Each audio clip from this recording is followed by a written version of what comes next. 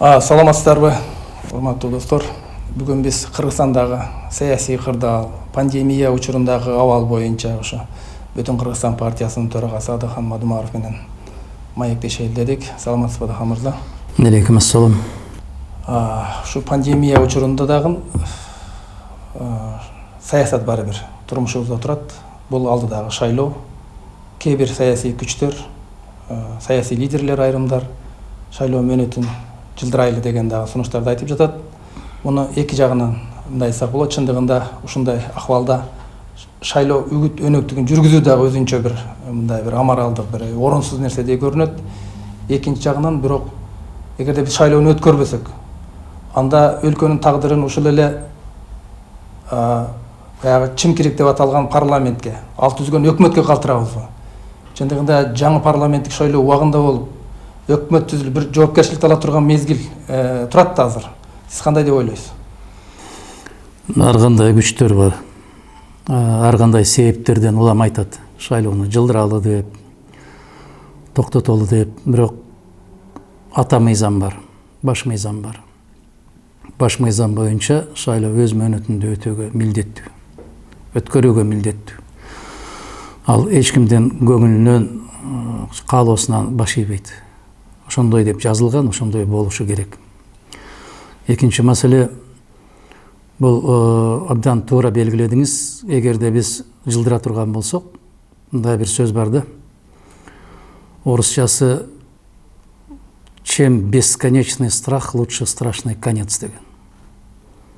Азыркы парламент менен, азыркы өкмөт менен күндөн күнгө, сааттан саатка Кыргызстан артына кетип, сазга батып кете берет.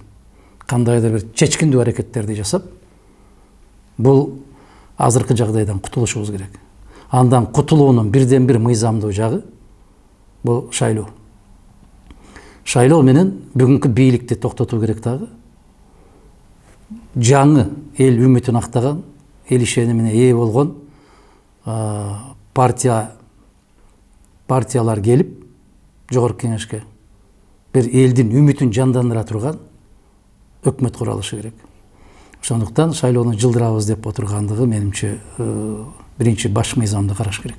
Бул жерде эл, баягы бизде бийликтин ээси эл деп айтылгандай, ушу кыйчалыш учурда дагы эл өзү тандоосун жасап, кимге тагдырын тапшырат, чечиш керек деген дагы маселе бар да. Сөзсүз түрдө бийликтин бирден бир булагы жана анын туткасы эл деп турат. Эл өзү чечиш керек, эл байкаш керек, караш керек. Бизден башка мамлекеттерде деле мындай нерселер өтүп атат. Кээ бир мамлекеттер аябай ошол күчөп турган мезгилде жеңиш парадтарын өткөрдү. Россия өлкөсү референдум өткөрдү. Польшада президенттик шайлоо өттү.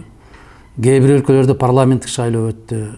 Мына Югославиянын бөлүнүп кеткен өлкөлөрүн карап көрүңүздөр. Мына ошол жерлерде дагы ошо парламенттик шайлоолор өтүп атат. Ошондуктан эми Кыргызстан алардын арасында дагы эле жанагындай кылып ак карга болуп бөлүнүштүн кажети жок. Анан дагы бир азыр мына социалдык тармактарда, башка жакта, эл ичинде дагы ошо нааразылык абдан күчтүү бийликке, ал жерлерде абдан көп мындай бир мамлекет башчысынын дарегине айтылган абдан сындар көп болуп атат. Кээ бир учурларда кызматтан кетирүү, импичмент жарыялоо жөнүндө дагы сөздөр жүрүп жатат. Булардын бардыгы ушул кыйынчылыкка кабылган элдин ички нааразылыгынын сыртка чыгышы деп билсек дагы болот да. Бирок биз баягы бийликтерди мөөнөтүнөн мурда кетирүү, күч менен кетирүү жагынан эки жолу мындай нерсе жасалды. Бирок экөө тең эч кандай бир пайда алып келген жери жок да. Кыйроо, артка кетүү, мыйзамсыздык гана болуп жатат да. Ошондуктан бул нерседе сиздин көз карашыңыз кандай? Мен нече жылдардан бери айтып келем, Бүтүн Кыргызстан партиясы болобу, Жеке Мадумаров болобу, күч колдонуу менен бирдемени өзгөртүүгө түйүнөн каршы. Мен өткөндө кайрылуумда да айттым. Жээнбековди кетирүү керек деген туура айтасыз. Аябай күчөдү. Социалдык тармактарда бул кезге чейин президенттин атына эмес, кайсы бир министрдин атына дагы мынчалык акарат сөздөр айтылган эмес. Демек, элдин ишеними, элдин чыдамынын чегине жеткени. Мына өзүңүз айтып аткан пандемия маселеси Кыргызстандагы бийликтин алсыз экендигин, сабатсыз экендигин, түркөй экендигин, элине түк бир күйбөгөндүгүн жылаңачтап көрсөтүп берди. Башта биз айтсак эле чыга калчу эле да, оң жактан сол жактан чыга калчу эле. Өзү эмне кылып койду деген сөздөр көп болчу да. Өзү бирдеме кылыш үчүн өзү бир жерде болуу керек. Уят маселе да, ай ябагандай уят маселе, бул чабаал маселе. Ошон үчүн мага кайрылгандарга айтып атам. Туура революция болуу керек. Бирок революция шайлоо күнү болуш керек. Көчөдө чыгып, оодарып салып, түртүп салып, кетирип салып, андан эч нерсе чыкпайт экен. Себеп анда мыктынын мыктысы келбейт экен, шылуундун шылууну келип калат экен. Мына ушундай болуп калат экен. Даярдыктан өтпөгөндөр келип калат экен. Караңызчы, ушул бийлик мартта, көпчүлүк өлкөлөрдө мартта башталганда, биздин Кыргызстанда бул оорунун жыты да жок эле. Мына ошол мезгилде эл дарбыса бирөө кошо дарбыйт болуп, шашпа деп эскерттим эле. Ошол мезгилдеги эскертүүмдү бүгүн келип көрсөтүшүп атат. Мындай элестетсеңиз, августта кар жок деп айтсам, ноябрда кар жаап койсо, ноябрда карды тартып алып туруп, мына Модумаров кар жок деп атат деп ноябрда көрсөтүп атат. Мен августта айткан маселе. Бул мартта айтылган маселе. Ошондон бери 4 ай өттү. 4 айдын ичинде 4 тыйындык мындай бир даярдык көргөн жок. Башка мамлекеттер аскердик машыгуу өткөргөн сыяктуу госпиталдарды, ооруканаларды куруп, миңдеген орундарды даярдап коюшту. Кээлери пайдаланган деле жок. Россия Федерациясын карап көрүңүз. Булар ушунчалык караңгы сабатсыздар. Кече айтып атат. Биз Бишкектин тегерегинен жай издегиле деп буйрук бердик. Эми ойгондуңбу? Эми түшүнүп атасыңбы? 4 ай эмне кылып жаттың? Караңыз, 4 ай эмес, биздин кошуна мамлекеттин президенти Шавкат Мирзиёев Манас деген кыргыз айылын түрттүрүп салып түбү менен 40 күндө заманбап шаар мектептери менен, ооруканалары менен куруп койду. 40 күндө, эсиңиздеби? Бул сабатсыздардын колунан 4 айда даяр турган имарат оорукананы даярдаганга акылдары жетпей койду. Булардын түк эч нерсеге акылы жетпейт, колдорунан келбейт. Эми карабайсызбы мына саясаттын сассык оюндарын? Мен ушул жетекчилердин колунан эч нерсе келбейт. Булар ооруга дарт аныктай албайт деп айткан сөздү мына дарыгерлер Модумаров силерге айтып атат деп менин сөзүмдү кыркып, уламдан улам жармаштырып, Модумаров кыргыз дарыгерлерине ушундай дарегине сөз айтты деген. Бул арам. Бул арам, миң жолу кайталайм, арам. Мына кече булар дартка аныктама кое албагандан бүтүн дүйнөгө маскара кылып көрсөттү го. Жөнөкөй айылдагы оорукана эмес, Жээнбековдин жанында жүргөндөрүн Москвага барганда вирус чыгып калып, дүйнөгө шылдың болуп, тойго киргизбей койгон кишидей болуп, шылкыйып кайра келишти. Бул маскара го. Мына кыргыз жетекчилигинин мээсинин жеткен жери ушул. Жок дегенде мындай бир жакшы ата, жакшы эне деген тойго баратканда балдарын бети башын жууп, чачын тарап, жаңгырак көйнөктөрүн кийгизип, анан барат да, туурабы? Даярдык жөнүндө келгенде ушул пандемияга каршы 3 ай ушул жаткан мезгилде 321 миллион доллар келип түштү деп жатат. Ушул мезгилдин ичинде жок дегенде 1000 орун даярда, баягы медициналык шаймандарды даярда. Анан жок дегенде бир мен сизге кечиресиз, бул дарылоо протоколун Германиядан сурап алса болбойбу, Россиядан сурап алса болбойбу? Кантип дарыладыңар? Өзүбүздө дагы бир аз бирин серин чыгып атканда ошонун дарылоону билбесе. Жок дегенде ушул биздин ушу өлүмдүн ичинде күрөшүп жаткан биздин дарыгерлер аябай нааразы болгону дарылоо протоколунун дагы жоктугу. Кептин баары Айдар мырза ушундай болуп атат. Биздин дарыгерлерден айлансаң болот. Ушундай оор, кыйын себеп ар бир 5-чи жуктуруп алган киши дарыгердин өзү болуп атат. Эмне үчүн? Себеп алардын жеке коопсуздук кийимдери жок. Жок дегенде бет каптары жок. Мына ушундай жагдайда чайканаларга алып барып, мектептердин жанагы спорт залдарына киргизип бүт тыгып салды. Бизде ооруканалар жетиштүү го. Мунун баары ушуну уюштура албаган түркөйлөрдүн кесепети, сабатсыздардын кесепети. Уюштура албайт мындайды. Мээси акылы жетпейт ага. Анан ушундай болуп аткан мезгилде сүйүктүү өкмөт башчысы Абылгазиев өргүүгө кетти. Өргүүдөн кийин эс алуу бүттү, кетти. Ал азыр Кыргызстанда кайда экенин бир Кудай билет, өзү билет. Жээнбеков үчөө билет. Ушул мезгилге чейин республикалык штабты башкарып келген Боронов мырзаны өкмөт башына койду. Эч нерсе келбейт Айдан мырза булардын колунан. Себеп жөнөкөй эле сабатсыздыктын кесепетинен мүмкүн буларда каалоо бардыр бир нерсени жасаганга, бирок ага акыл жетпейт, тажрыйба жетпейт. Мына караңыз, Өзбекстан ушул мезгилдин ичинде 10 миллион доллардын акча кетирип, баягы жасалма өпкөнү жандандыруучу аппарат чыгарып башташты. Караңызчы, не деген керемет маселе бул. 10 миллион доллар кетиптир. Биринчи баскычында 3 миллион, кечекисинде 6 миллион, натыйжада 9 миллион менен Кыргызстанга, Тажикстанга, Афганистан, Пакистанга сата турган жандандыруучу, өпкөнү жасалма дем алдыруучу аппарат чыгарып атат. ЭВЛ деп коет. Ушуну чыгарып ал. 10 миллион доллар. Биздин кыргыз бийлиги $5 миллиард доллардын тегерегинде, жалпысын эсептеп келгенде ошо 500 миллион тегерегинде бар. 640 деп айтып атышат. Суралган. Эми ошол нерсени сурады.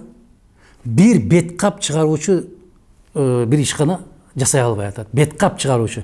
Ошол беткапты чыгарып аткан биздин кыргыз ишкерлерине дагы тыюу салып, тоскоолдук кылып, уруксат бербей, кечирип коюңуз, муну чыккынчылык дебей, муну баягы өз элине каршы болгон бийлик дебей, анан эмне деп айтыш керек муну? Кандай дейсиз? Биз бөтөн жактан сатып алышыбыз керек экен, бирок өзүбүздүн жигиттер чыгарбаш керек экен. Ошо уруксат жок экен. Мадумаровдун оозунан эмне чыккан болсо, ошону шашпай туруп, ар жеринен кыркылап, муну КТР ушундай кылчу илгери. Атайын Ала Тоо программасынан чыгарчу.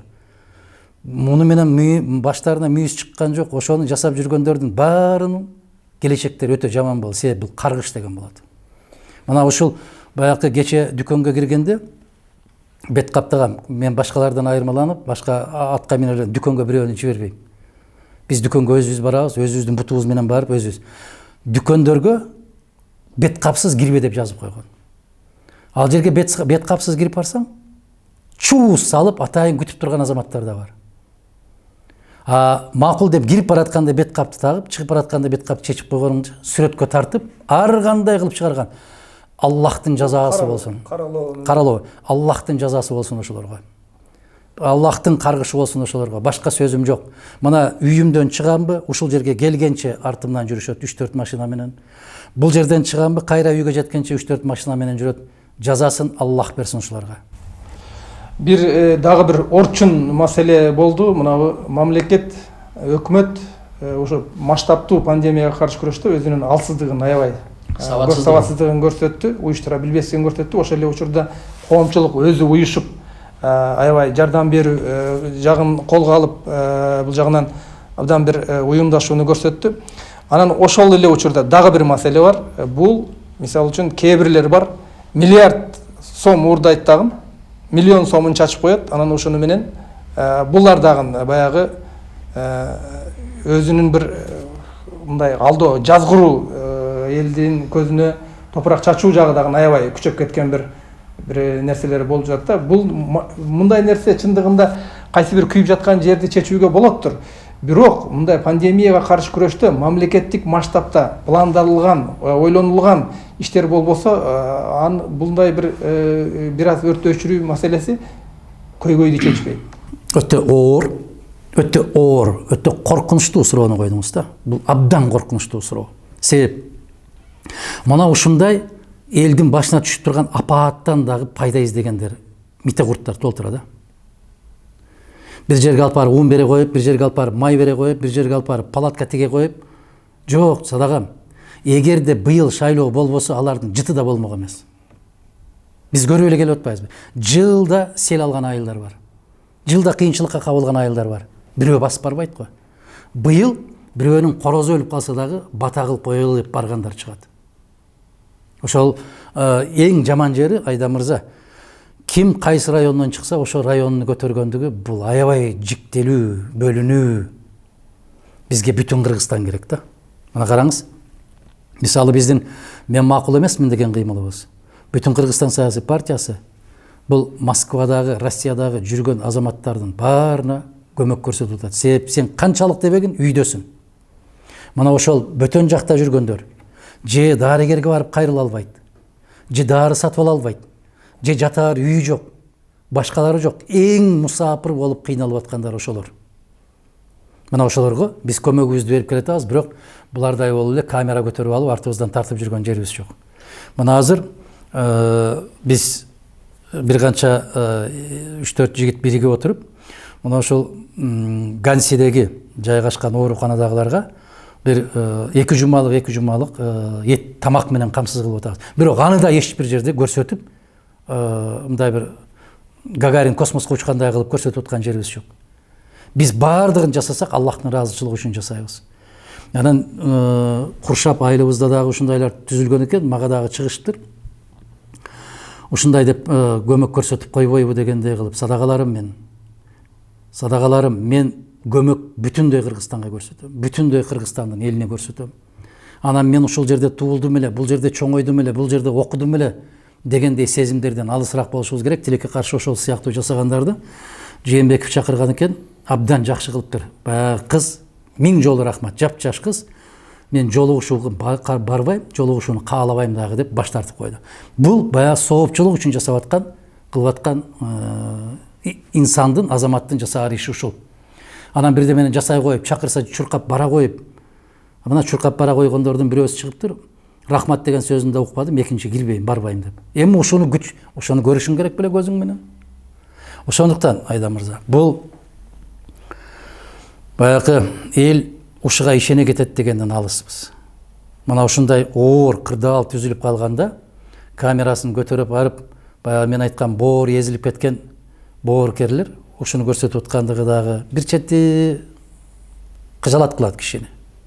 Себеп өз элиңди өзүң чөгөлөтүп алып, анан ошого кичине барып башынан сылап койсо, эл ошолорго барып анан жалынып, 20 жыл башта 2000-жыл айткан экенмин да, бир сөзүмдү айтып атам. Бир мисал келтирдим, айылда жыйын болуп атканда, бирөө бир себет нан жаап алып көтөрүп кетип барса, төбөсүнө бир коет дагы бир себетти алып алып, тартып алып кетет, уурдап. Анан мен сен дагы ачка өлбө деп бир нанды сындырып, бир таштап койсо, боору керек экен, күйүмдүү экен деп бата берген сыяктуу болуп калдык эл депчи. Сиз айткандай, келечегиңди уурдап, миллиондогон, миллиарддаган акчаларыңды уурдап, анан болбогон 100 сомду таштап койсо эле, бата берип отура берген эл болуп калдык да. Тилекке каршы ушундай. Ушул нерсе баягы бул масштабтуу маселени чечүүдө мамлекеттин ролу кандай өзгөчө экендигин, баягы жерлердеги бийликтердин дагы ишин уюштуруу, мына Россиянын мисалында да, мисалы үчүн кынтыксыз бардыгы жасалып, эң аз адамдын өлүм чыгыгы мына дагы аз болду, ушул жерлерден көрсөк болот. Анан бул жерде мамлекеттин бюджеттеги мүмкүнчүлүгү. Россия бүт көбүнчө кендерди, баягы олигархтарды четке сүрүп, налогту жыйнап, азыр абдан бир 600 миллиард долларга чейин баягы запасы бар. Бизде тилекке каршы өзүбүздө бюджетте 0, эчтеке калбады. Бирок биздин бир гана байлык алтын кендерибиз. Карап көрүңүз, Кумтөр баш болгон, Кумтөр, Жер үй, Иштанберди, Бозумчак, бул жагында алтын кен дегендер. Чаткалдын дээрлик баары, Кадамжайдагы Шамбисай. Булардын бардыгы мамлекет иштеген жери жок. Булардын бардыгы кетип жатат. Эгерде биз ушул кендерден жок дегенде 50% алтынды мамлекетке ала турган болсок, азыркы суралып жаткан акчанын өзү эле келет эле.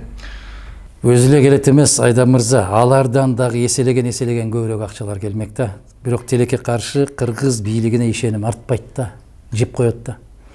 Мына кече айтышпады, ошол сырттан ошол ооруга каршы деп күрөшкүлө деп келген акчаны биз айлыкка бердик деп атпайбы, уялбастан. Эгерде бул оору болбогондо айлыксыз калмак экенбиз да. Кандай дейсиз? Ошол бюджетте дээрлик 50 миллиард сом жок, жетишпейт. 50 миллиард сом жетпейт. Ошол 50 миллиард сом акча чогулта албаган өкмөттү мыкты иштедиңер деп жогорку кеңеш мактап отчетун бекитип бербедиби? Мына ошол азаматтар кайра баратпайбы азыр элге? Билбейм, Абылгазиевке тек гана Манасты орденди гана такканы калды, калганын баарын жасашты, аябай чоң. Сый сыпат, урмат менен жиберишти. Ар кандай сөздөр болуп атат, кайда экенин Кудай билет деп айтып атпаймынбы? Ошондуктан биздин кыргыз өкмөтү, кыргыз бийлиги бүгүнкү күндөгү чакырыктарга сабатсыздык менен жооп берип атат. алсыздык менен жооп берип атат. Мындайча айтканда, өткөндө бирөө айтып атат, аябай жакшы мисал келтириптир да, биринчи президент үй бүлө башкарса болот дегенди далилдеди, экинчиси балдарын башкарса болот дегенди далилдеди, Атамбаев айдоочун башкарса болот деди, Жээнбеков башкарбай койсо деле боло берет дегенди далилдеп атат деп чыкпадыбы? Абдан туура айткан. Бүгүн Кыргызстанды бул жака бар, бул жака бас дей турган киши жок. Тилекке каршы ушундай. Эми жанагы келген карыздар боюнча, алып аткан акчаларыбыз боюнча, бул алсыз киши, сабатсыз киши дайым бирөөнү күнөөлөйт. Мына 24-июнда бизден 100 аскер Москвада жеңиштин 75 жылдыгын парадка барып катышып келди. Ошол жактан келген 100 аскерден вирус чыкты деп жарыялады. Бул деген уят да. Аябагандай эбегейсиз уят маселеде. Ал Москванын Кызыл аянтында 14 000 аскер өттү парадта. Анан ошолор издеп жүрүп кыргыз жоокерлерине гана тийиптирби?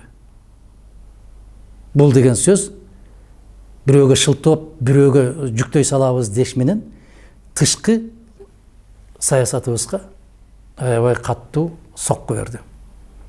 Ишеним арттырбай турган сокку берип койду. Бул уят маселе.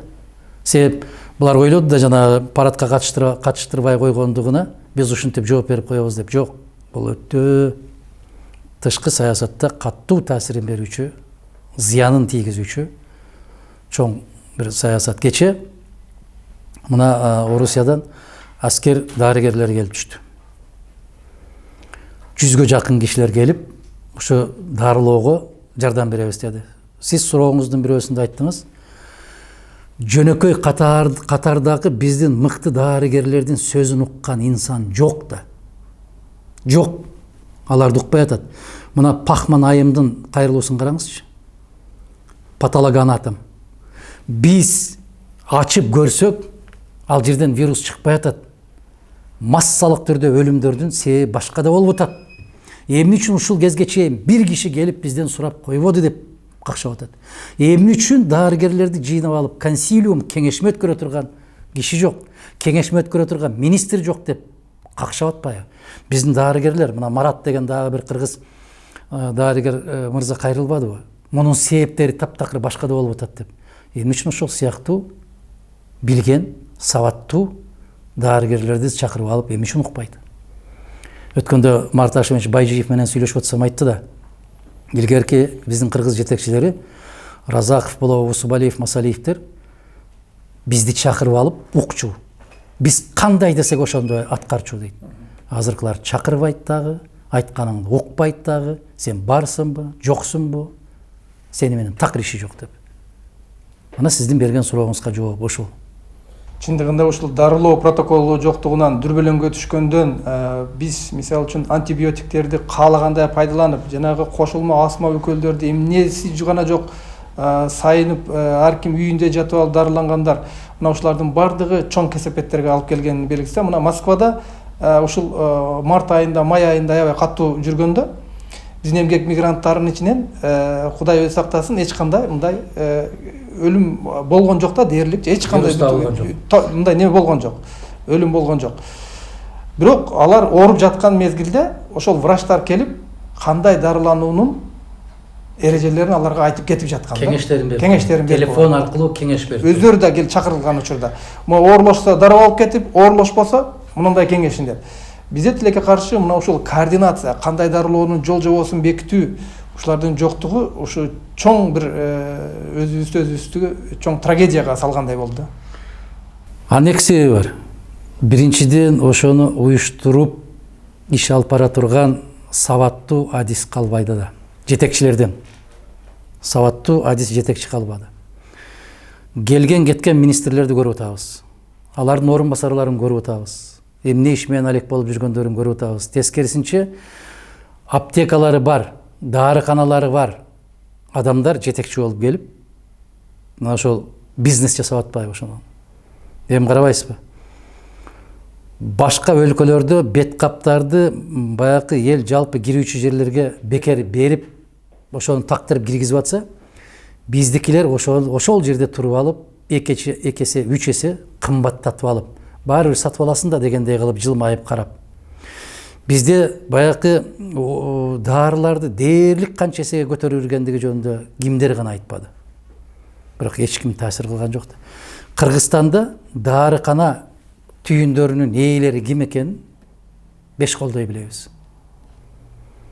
Россияда Москванын башка шаарларында комиссия түзүлүп алып, дарыканаларга кирип, ким бааны көтөрүп жүргөн болсо, алардан дарыкана кызмат көрсөтүү лицензияларын тартып алып атты.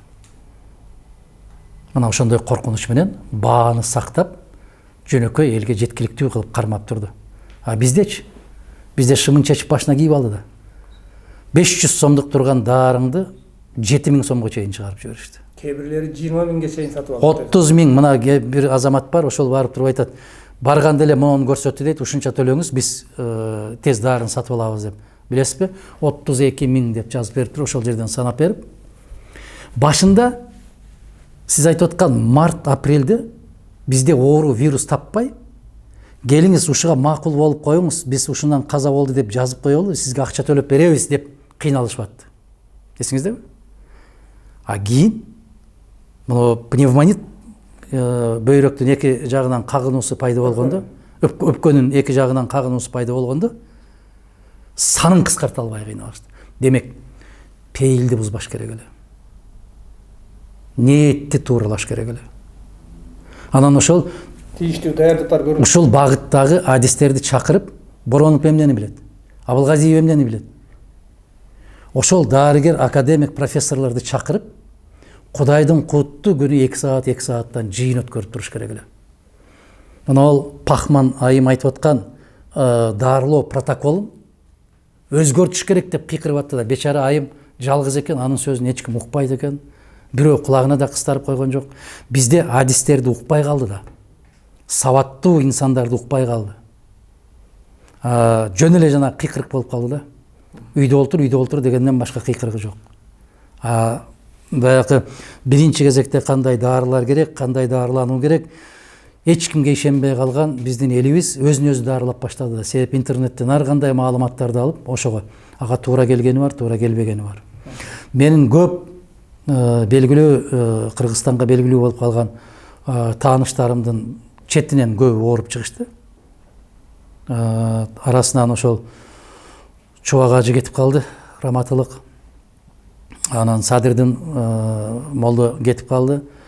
Атактуу дегендерибиздерден Кудайга шүгүр, баягы жашы бир топко барып калган.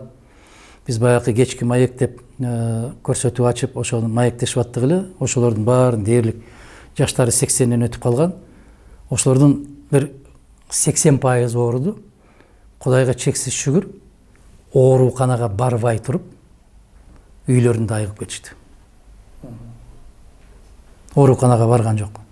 Бир гана эжекебиз, кыргыз эл артисти, анан бир дос кыргыз эл артисти, экөө ооруканада 10 күндөн жатып чыгышты.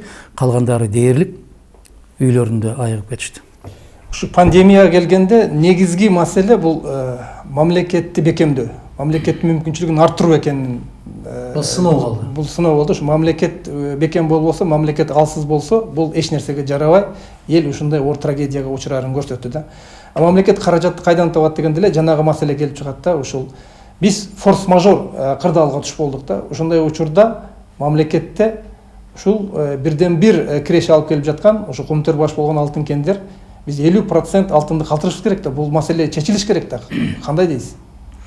Сиз билесизби, Акаевдин кезинде биз депутаттар референдум өткөрөлү деп чыкканбыз. Эл чечсинчи, макул. Депутаттардын айтканы жакпай атат сизге. Сиздин айтканыңыз бизге жакпай атат. Бийликтин туткасы эл, жердин астындагы байлык, суу байлыктары, моундай кен байлыкта кыргыз элинин энчиси деп жазылып турат. Бул Кыргызстандагы эл өзү чечмейинче башка эч ким чече албайт деп. Ошон үчүн референдум жолуна чыгалы дегенде аябай чыдабастык кылып, ар кандай шылтоолорду таап, көз боюмочулук кылып ушул деңгээлге жетти да, ушул кезге келди. Анан тескерисинче ошол мезгилде ушул маселени көтөргөн азаматтарды да аябай катуу куугунтуктап келбедиби? Ана Абсамат Масалиевди, жанагы Мамбетов деген баштакы политехникалык институттун ректору болуп келген окумуштуу кен байлыктары боюнча адис болгон азаматтарыбыздын баарын тепкилеп аябай жек көрсөтүп, жаман көрсөтүп, кейлерине ар кандай сыйлыктарды берип токтотуп, макул болбой койгондоруну мыкаачы кылып көрсөтүп, элге кыйкыртып, ушуларды камаш керек деп, ушулар элди бузуп атат, тынч жаткан элди ушулар козутуп атат деп аларды мокочо кылып көрсөтүп келбедиби? Бирок азыркылар үчүн бул кендер жоктой эле да. Азыркылар үчүн себеп форс-мажор ушундай оорабал болуп атат. Азыркылардын акылы жетпейт ал маселени кандай кылып чечүүгө, эрки да жетпейт. Сиз айтып аткан маселени кандай кылып чечсе болот? Кен байлыктары Кыргызстандын элинин энчиси. Энчибизди кандай кылып чечели, урматтуу мекендештер, келиңиздер. Иштетелиби, кое туралыбы? Эки суроону коюп туруп элге чыгыш керек. Кое туралы деген болсо, эл аралык келишимдерди дагы ушундай болот. Элдин чечими ушул. Бул эң жогорку элдин каалоосу. Кечирип коюңуздар, токтотобуз. Же шарттарын карап чыгалы. Мына ушундай жолго коюш керек. Булардан эми алганыбыз мына Кумтөрдөн 5-6 миллиард сом. Алып кетип жатканы бул 50-60 миллиард. Эми ушундай учурда форс-мажор кырдаалда бул маселе чечилиш керек да, сөзсүз. Мына мени карабайсызбы, жер үйдү карабайсызбы? Жер үйдөгү алтын кенинин кору 7-8 миллиард доллардын тегерегинде. 7-8 миллиард доллардын тегерегинде. 100 тоннада деп айтылат, ал бир 5 деп айтып атышат. 5 миллиард деппи? 7-8 миллиард доллардын тегереги деп биз Союздун мезгилиндеги чалгындоо иштерине карайбыз. Ушуну 100 миллион долларга берип жибербедиби?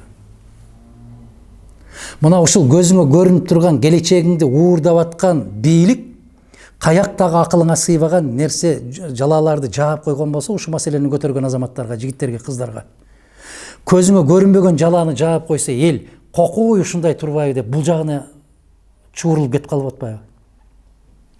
Кандай кылып түшүндүрсө болот элге? Караңызчы. Монол жердеки жөнөкөй эле жаткан бир алманы, анан могул жерде жаткан аябагандай биздин элибиздин келечеги болуп турган маселени, муну алма уурдап кетти, муну алмаңды алып кетти десе, элдин баары муну алманы алып кетти деп ушунун аркасынан чуркап атпайбы? Муну жакта келечегиңди уурдап бүттү, кысып койду го. Небере чебере кыбыраңа чейин мойнуңа илип койду го. Эл таразага салганды үйрөнүш керек го. Муну эмне үчүн каралап атат? Муну эмне үчүн мактап атат? Эмне эле бул кишиге, бул жигитке же бул кызга асылып калды? Демек, асылып атса артында бир нерсеси болсо керек деген ойду жүгүртүш керек да эл дагы. Анан жанагындай бир арзан нерселерге түртүп койгон болсо, ошол жакка чуркап кеткен болсо, элибиздин келечегине элибиз өзү дагы бираз жоопкерчилик менен мамиле кылыш керек. Бир ушу сөздүн аягында эл ушул таразалай турган, тандай турган мезгил жакындап келатат да. Ушуну эске алыш керек деп ойлойбуз. Эми бардык нерсе элдин колунда. Чындыгын айтканда, элдин колунда. Эл кандай чечим кабыл алса, ошондой болушу керек. Эч ким бүгүн эч кайсы жакка ары тур, бери тур деп элге көрсөтмө бергенге укугу жок. Андай бербешибиз керек. Тек гана эсиңе кел дешибиз керек да. Баарыбыз биригип, эсибизге келишибиз керек дагы. Өз тагдырыбызды өзүбүз чечкенге жөндөмдүү, сабаттуу болушубуз керек деген маселени коюшубуз керек. Чоң рахмат сизге. Ийгилик болсун.